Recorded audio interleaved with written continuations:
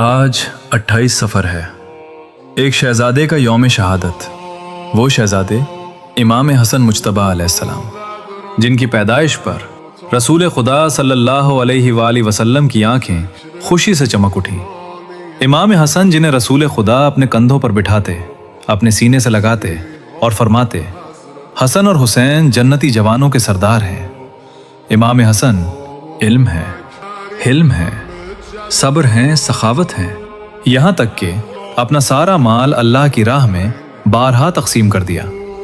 आप अलैहिस्सलाम ने उम्मत मुस्लिमा के खून को बचाने के लिए ऐसा सब्र किया जिसकी मिसाल तारीख में बहुत कम मिलती है।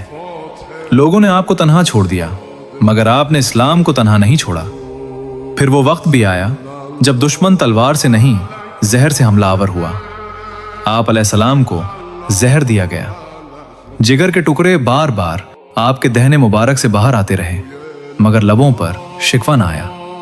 शहादत के बाद भी मुसीबत खत्म न हुई। जब जनाजा इमाम हसन रोज़ा रसूल खुदा की तरफ ले जाया गया तो उस पर तीरों की बारिश कर दी गई।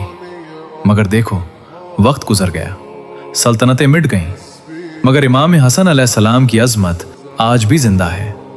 सलाम हो इमाम हसन मुज्तबा अलैहिस्सलाम पर, जिन्होंने अपने सब्र से इस्लाम को हमेशा के लिए सरबुलंद कर दिया।